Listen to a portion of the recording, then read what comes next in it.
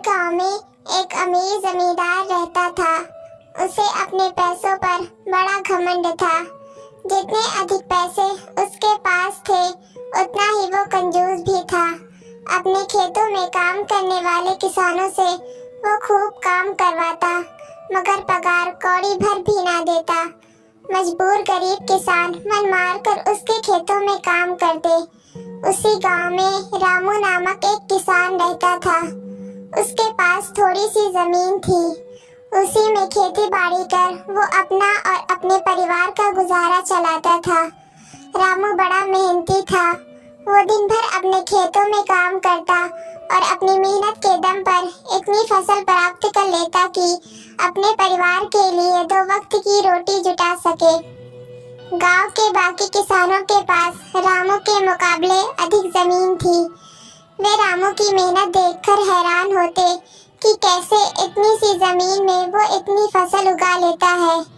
एक साल गांव में भयंकर सूखा पड़ा।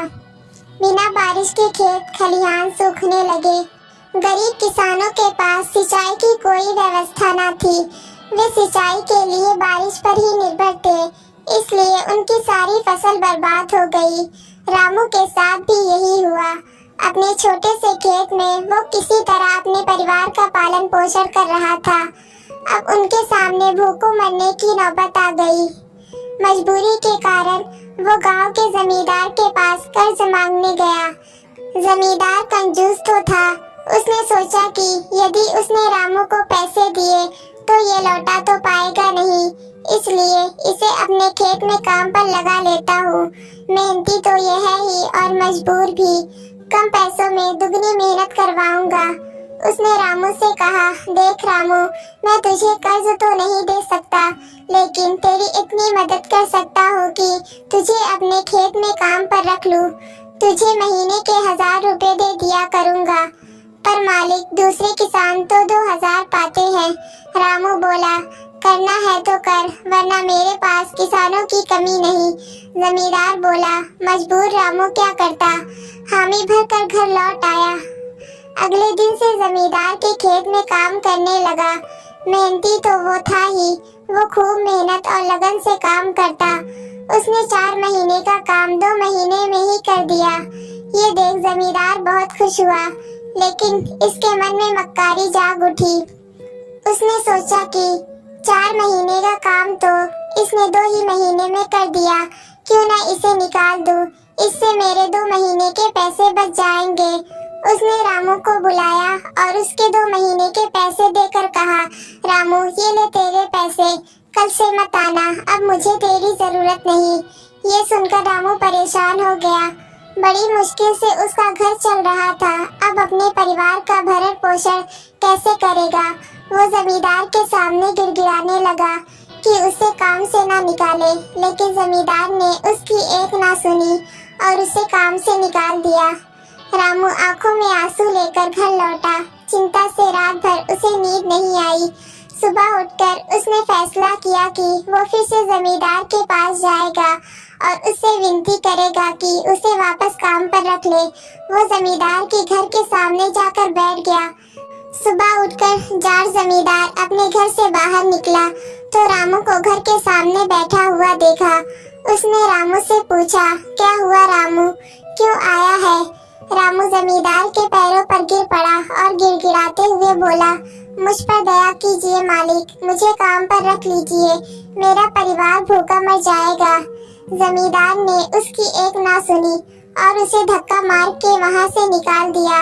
रामू उस समय तो वहाँ से चला गया, लेकिन अगली सुबह फिर सेठ के घर के सामने जाकर बैठ गया। जमींदार ने उसे फिर बुरा भला कहकर भगा दिया। अब से रोज यही कर्म चलने लगा। रामू रोज जमींदार के घर के सामने जाकर बैठ जाता और जमींदार उसे भगा देता। पूरे गांव में इस बात की चर्चा होने लगी। सब जमींदार को भला बुरा कहने लगे। तंग आकर जमींदार ने सोचा कि क्यों न कुछ दिन परिवार सहित दूसरे गांव चला जाऊं। मुझे घर पर ना देखकर रामू यहाँ आना बंद कर देगा। अगले दिन वो परिवार सहित दूसरे गांव अपने रिश्तेदार के घर चला गया। 10-15 दिन रिश्तेदार के घर रहने के बाद जब वो अपने घर लौटा तो रामू को अपने घर के सामने बैठा नहीं पाया। वो मन ही मन खुश हुआ कि चलो उससे पीछा छूटा, लेकिन वो चकित भी हुआ कि आखिर रामू ने आना बंद क्यों कर दिया।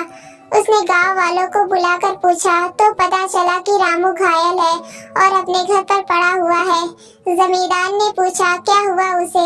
एक जमींदार ने कहा, मालिक, आप जब दूसरे गांव चले गए थे तब भी रामू आपके घर के सामने बैठा रहता था। एक दिन आपका खाली घर देखकर कुछ चोर चोरी करने के इरादे से आपके घर में घुसे, लेकिन वे रामू की नजर में आ गए। रामू अपनी जान की परवाह न कर उनसे उलझ गया और उन्हें भगा दिया। उनके बीच हुई हाथापाई के कारण रामू घायल हो गया।